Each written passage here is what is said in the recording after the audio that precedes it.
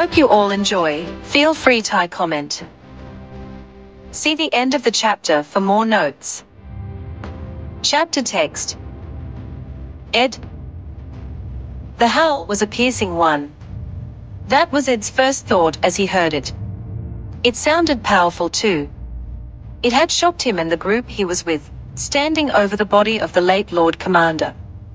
They all knew that the dire wolf of Jon Snow, Ghost, was a silent one. It had never howled in its life. The Lord Commander had told him that he wondered if it was another reason for its mother to abandon it to death. It couldn't howl in answer to its mother.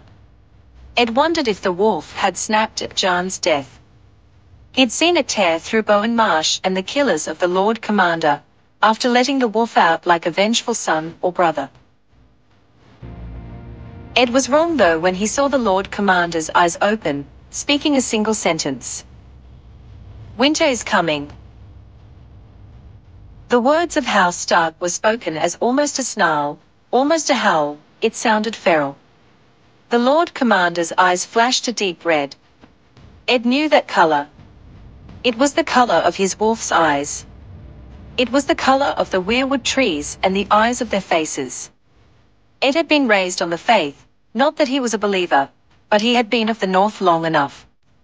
He could see the signs of the old gods. Ed, Val and Tormund all stared at Jon Snow, clearly on edge. They'd all seen the dead at some point or another, though Ed had never heard one speak. They were worried he'd turn to them, watching as his weirwood red eyes were fading in color. Please don't turn blue. Ed didn't want to see a fellow brother and friend turn into a plaything of the others. To his relief, he watched the eyes turn grey, staring at the three of them and his wolf. Jon, is that you in there? Ed asked tentatively. Jon turned his attention to him solely. His face still looked feral. It looked wolfish.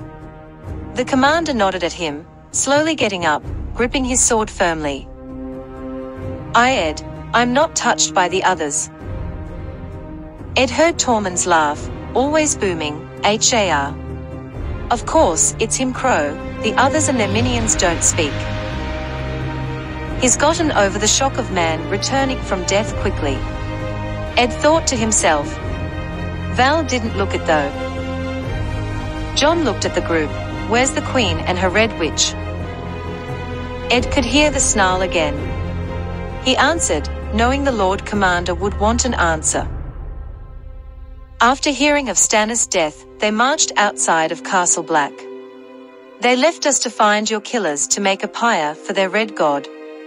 A small group tried to fetch your body for that. Val spoke darkly, we killed those though.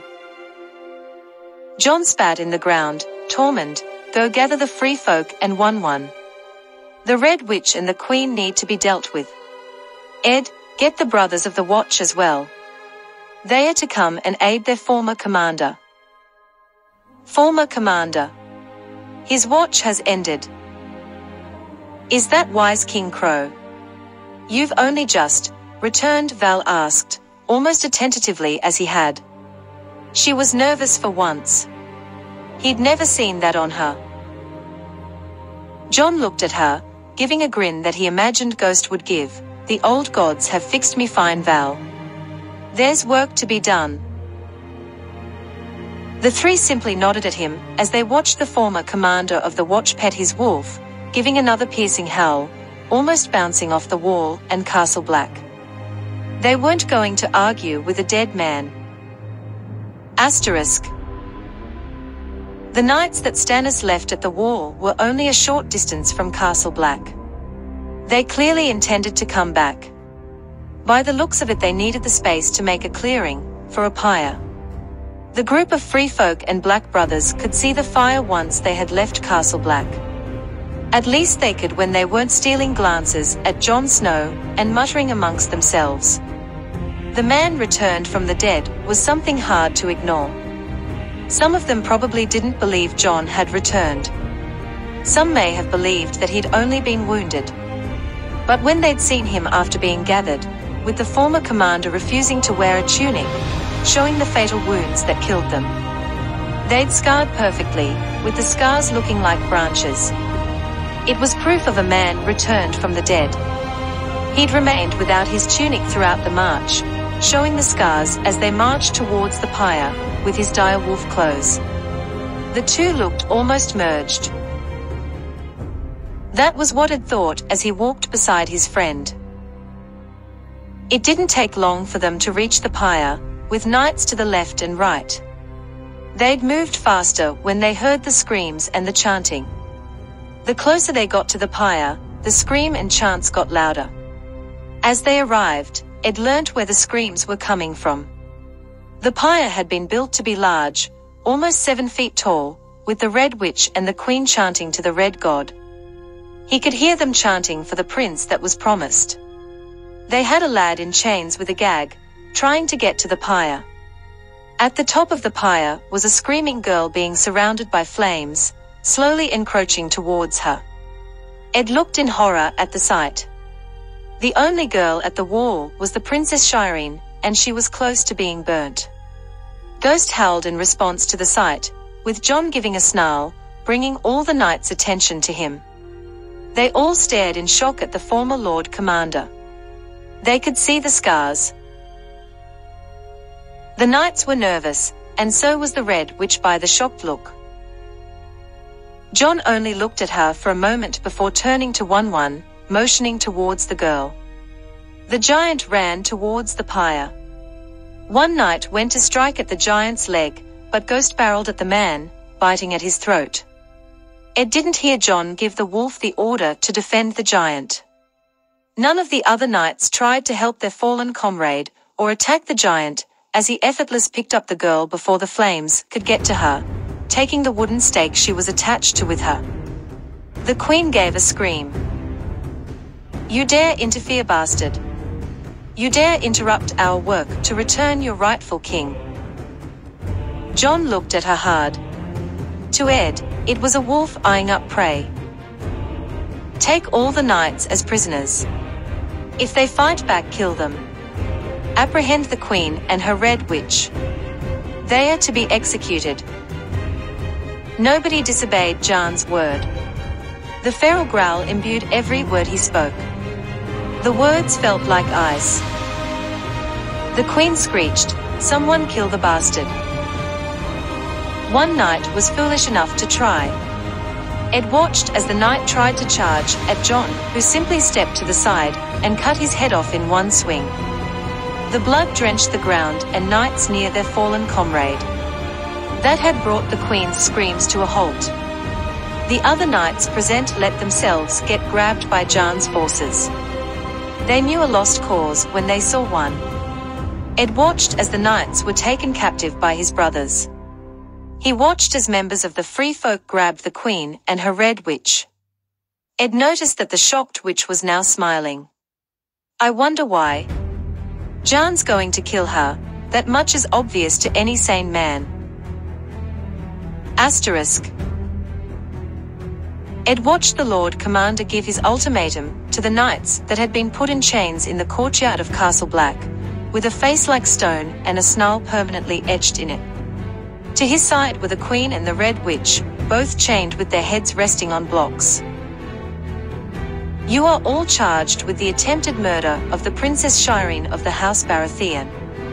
Any who do not wish to take the black for your crimes will be executed alongside your monarch and priestess. Any who demand trial by combat will die by my hand, and your entrails will be offered to the old gods. Does anyone wish to die by a bastard of House Stark?" Ed watched as nobody dared to stand up. "My new brothers, it seems. Now I can add zealots to the list of company." Ed mused gloomily. Jon took a long look at the knights. Good, now for the executions. Ed saw Jon look Queen Selyse in the eye. I, Jon Snow, bastard of House Stark and former commander of the Watch, sentence you, Queen Selyse, to die. Any last words? This is treason. The Queen shouted. Ed watched as Jon nodded and swung the sword. It was a clean beheading. Jon moved towards the Red Witch. Melisandre, I sentence you to die as your queen. Any last words? My God brought you back, Jon Snow. You'd be a fool to let me die. I even warned you of traitors. Ed watched as Jon growled at the woman, then spoke firmly, you did warn me, witch.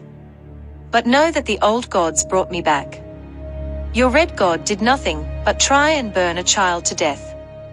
Hope that your red god claims you. Mine may not speak, but I know they'll be wrathful.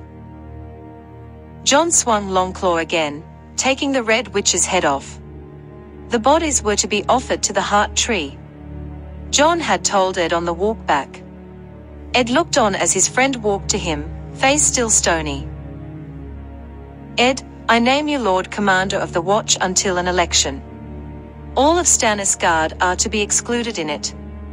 My watch has ended.